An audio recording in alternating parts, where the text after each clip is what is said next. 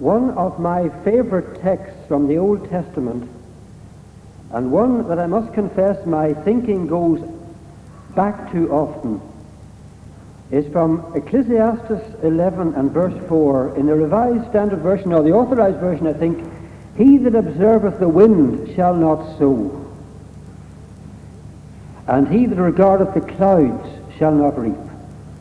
Or in the modern translation we heard this morning, "If you wait until wind and weather are just right, if you wait until wind and weather are just right, you'll never sow anything and never harvest anything." This is a very obvious and elementary truth.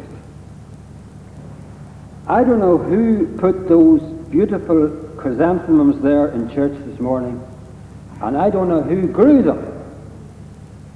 I do know that if they had waited until the soil was exactly perfect and the sun was just right, they'd never have planted them, and we'd never have them here.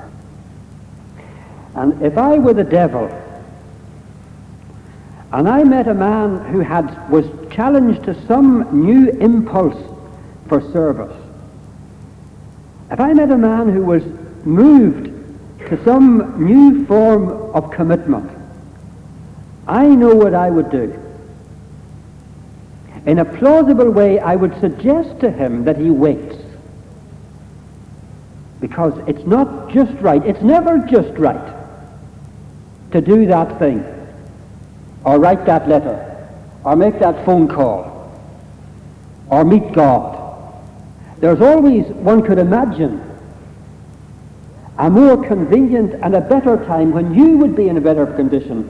You would be more receptive, and the person that you were approaching would be more receptive too. Put it off, I would say. And I would damn him if he believed me. I read that for some reason the early preachers in North America were called the Now Men. I don't quite know why. The Now Men, some people nicknamed them. And perhaps they were called the Now Men because some of their favorite texts came from the Gospel. Now is the accepted time. Now is the day of salvation. Or 1 Corinthians 4, "Now are ye full, now are ye rich."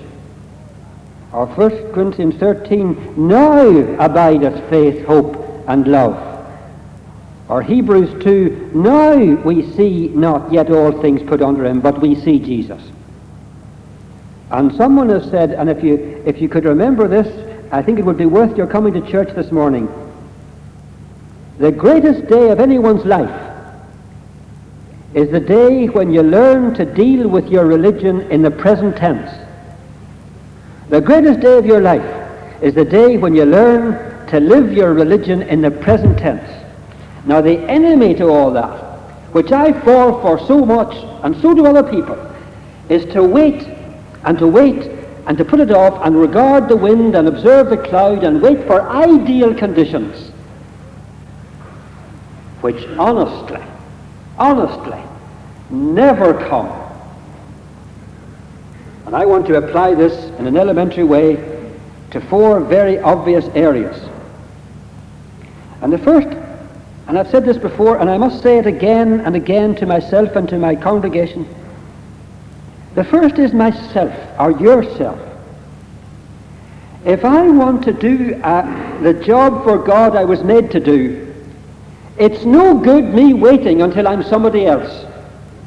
And it's no good me drooling and moaning and moping about here, wishing I had more time, more talents, and wishing that I had more gifts to offer him. So I do wish that. But if you wait until you're better equipped to serve God, you'll wait a very long time. You know how it goes. As somebody said in an amusing way, I could have a better life if I had a different body and a different mind. You know? Well, so could we all say that. Or breaking it down a bit, if I had only somebody else's brains, then I could do a big work for God. You know, if I was like Oppenheimer or Einstein. When Oppenheimer, the atomic physicist, went to the advanced study in Princeton for his PhD, after he'd written his thesis, he went for an oral, and the other PhDs were around, and before he left the room, he was asking them questions. That's the kind of brain he had. Wish I had a brain like Oppenheimer's. But God didn't make me an Oppenheimer. Or sport.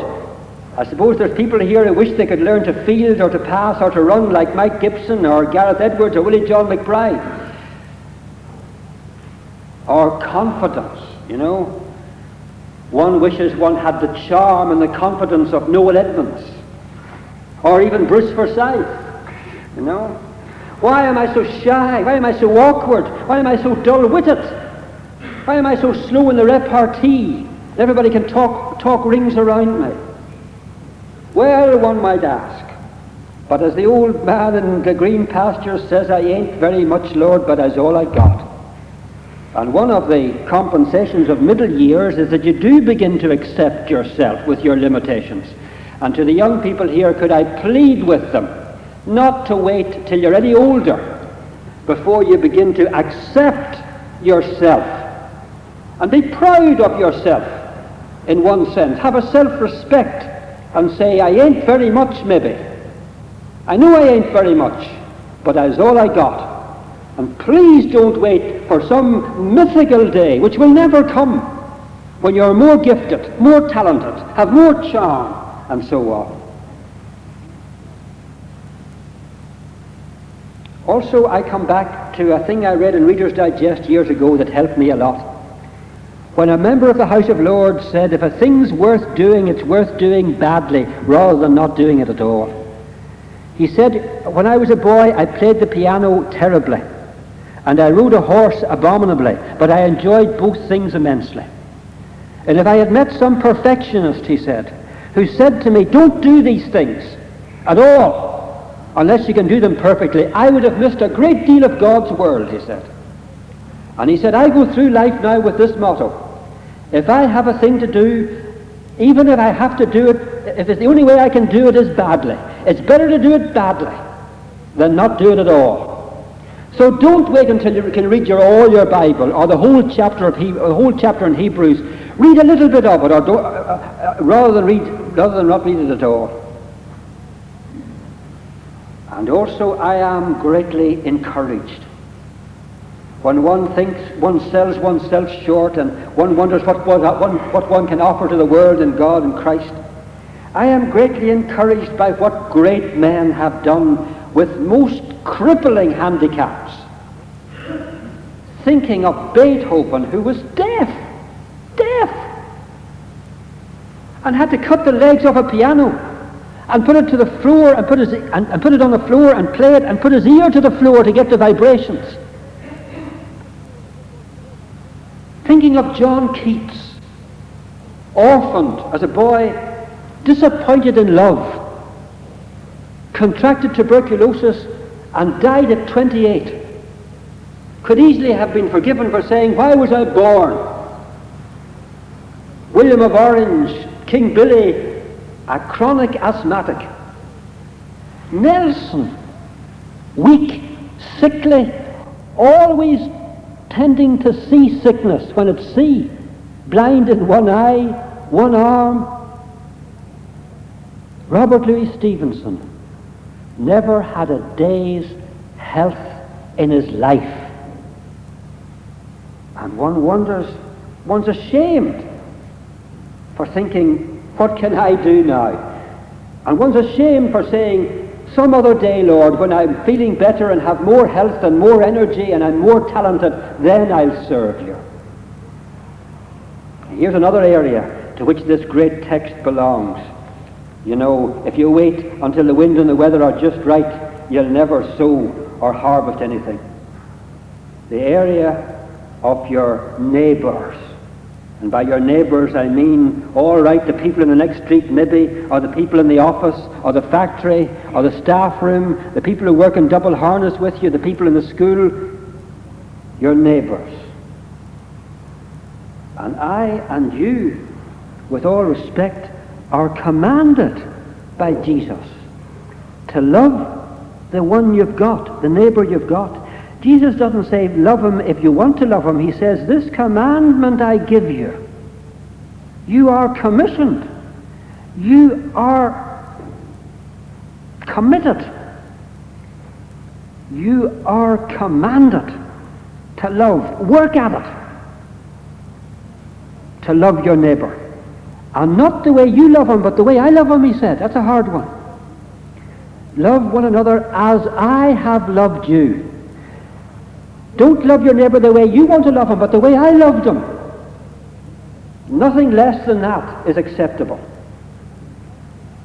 And then I want to say to him, yes, Jesus.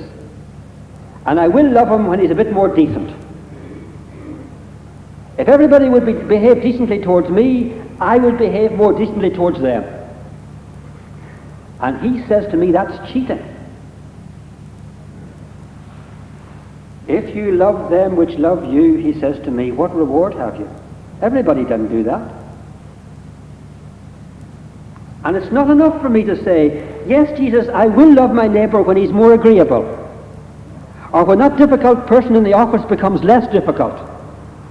Or when that tedious, trying, horrible person becomes less tedious and less trying and less horrible, then I love them. He won't let me off with that.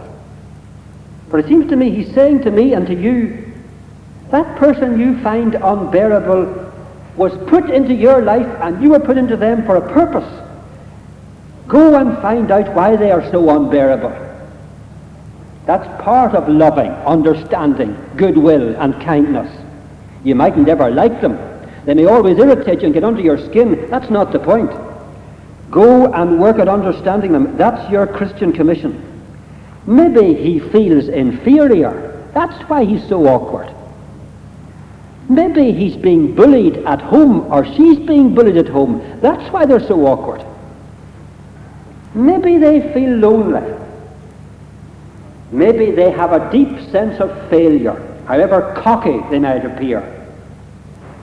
Perhaps most likely of all, your dislike and other people's dislike have got through to them.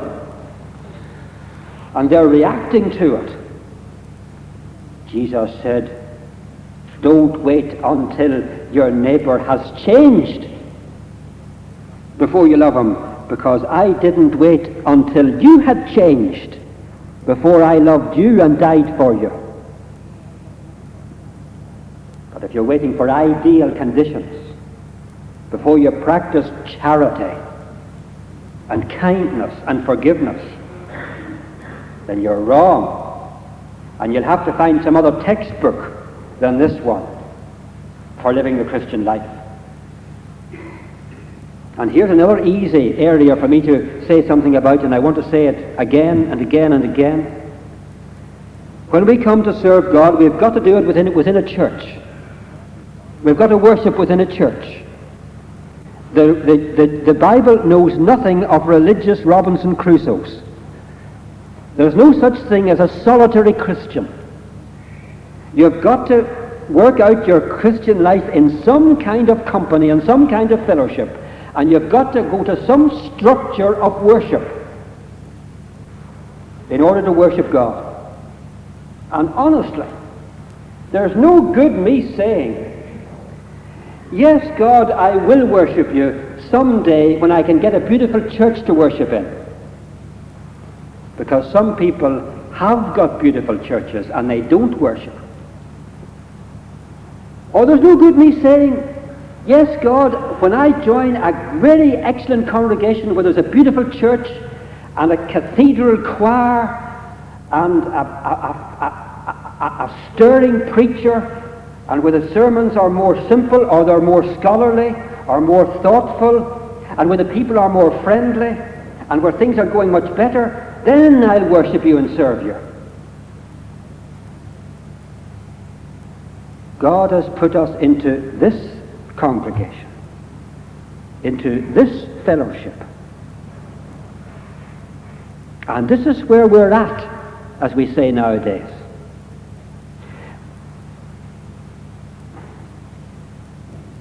when a new person comes into this area, I don't say, as Mr. McGaw, one of my predecessors, didn't say, I don't say, do please join Newtownbreda.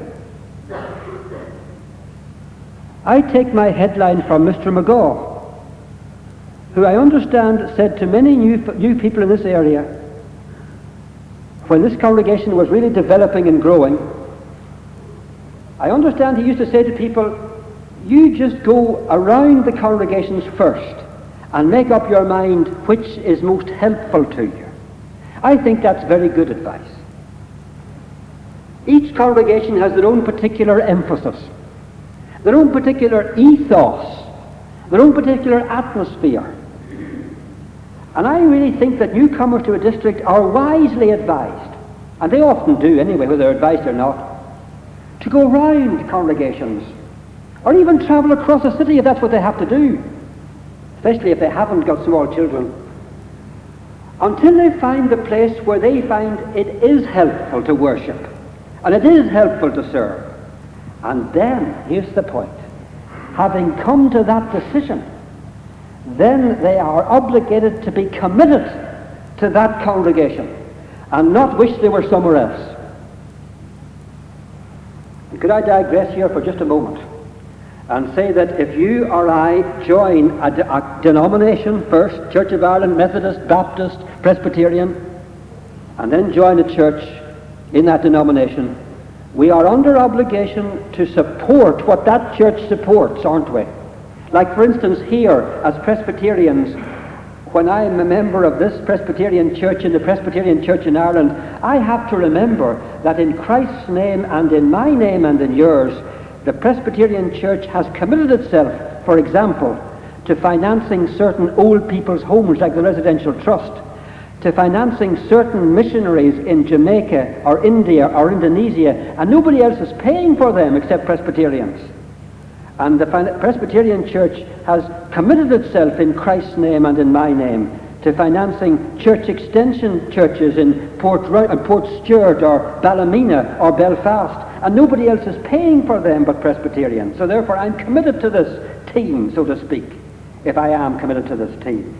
And there's no point in me wishing I was somewhere else. And if I wish I was somewhere else, then in God's name I should go somewhere else and put in my weight there. And let me say hastily that if I think I would have been happy in the perfect church of First Jerusalem or the perfect church of First Corinth, I would have got a big shock if I joined those congregations, because I would have found them very much like most congregations now. Read the Bible and see.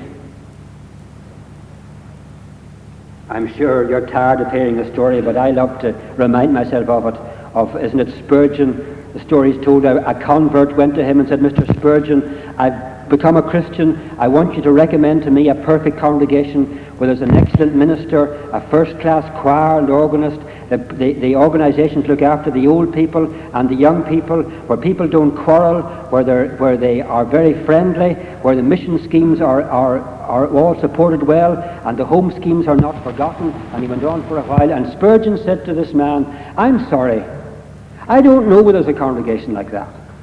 And as he went away, Spurgeon said to him, by the way, friend, if you find it, for any sake, don't join it, because you'll spoil it if you do. Any one of us here would spoil a perfect congregation. The gospel is preached by sinners to sinners. Sinners run the organization for other sinners. There's no such thing as a perfect congregation. And I'm wrong. I'm wrong if I'm putting off the day of serving God and meeting God and worshipping God until this mythical gathering of people, this perfect congregation, comes my way. Just to repeat my theme before I go on to my last point.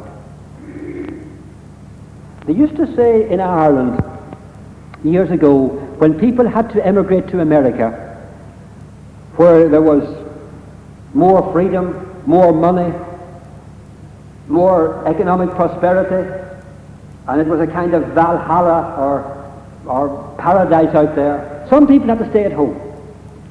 And I think it must have come from one of Sean O'Casey's plays, I'm not sure, a line which said to somebody who had to stay in Ireland, "Here or nowhere is your America." I think that's a great phrase. Here or nowhere is your America. Here or nowhere is your heaven. Here or nowhere is your time for serving God. Here or nowhere is your time of communication with God. Here or nowhere is my America.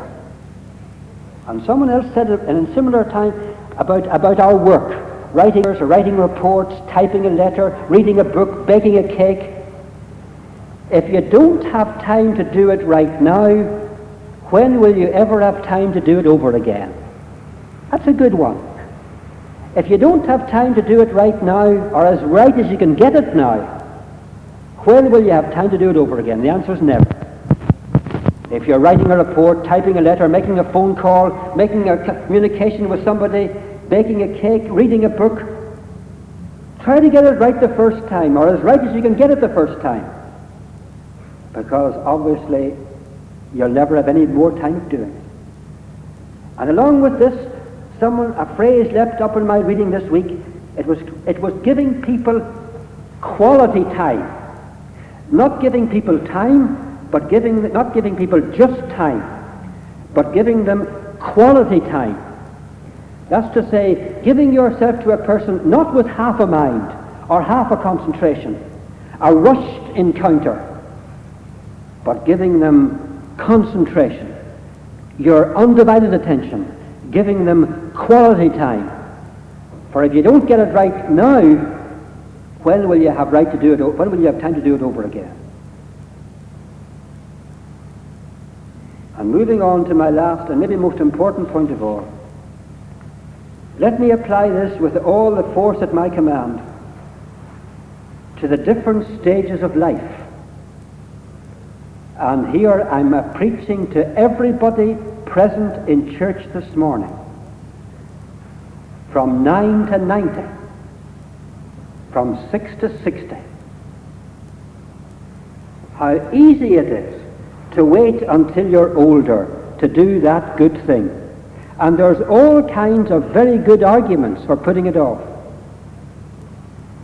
When I'm a big boy, when I'm a big girl, when I leave school, when I start working, when I get married, when the children are a bit older, when the last payment is made on the house, when I retire, when the political situation clears up. And it's always some other time. I read in the calendar this week, youth would be an ideal state if it came a little later in life. I like that one. Would you think of that again? Youth would be an ideal state if it came a little later in life. But you just can't have it that way, can you? That's asking God to make the world over again in a different way. And I've told you before about my friend who asks people what age they are. And whatever age they say, he says, that's a great age. What age are you? 7. That's a great age to be, he says. What age are you? 16. Must be great to be 16. 27. That must be an interesting age to be. 38. Must be good to be 38. 54. Must be good to be 54, he says.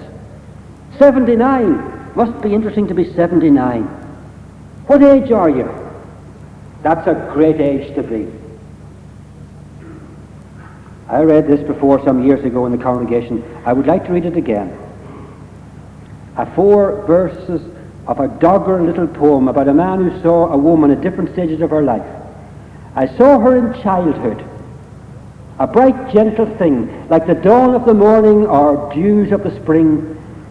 The blossoming buds were her playmates all day, herself as attractive and artless as they.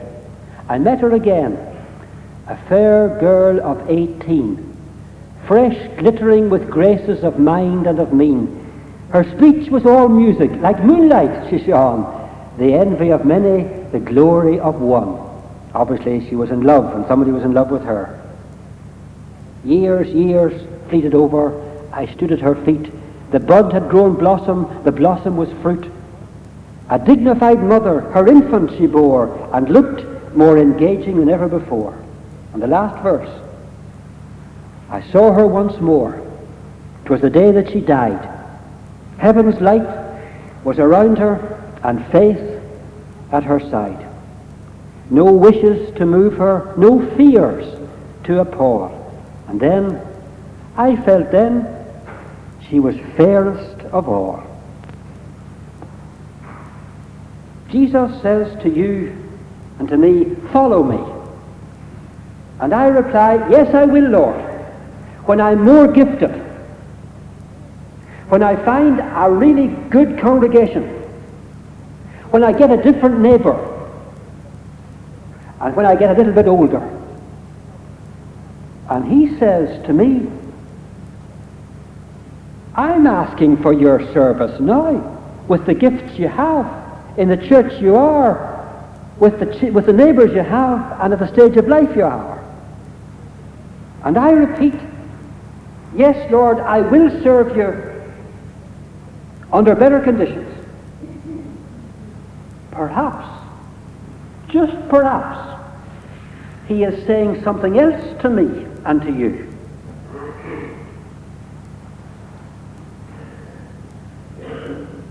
You will never have any extra gifts.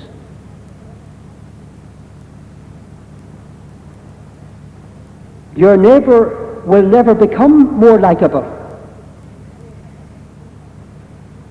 You will die before you join any other congregation. And indeed, for you, there are no tomorrows. If you wait until the weather conditions are just right, you'll never sow anything.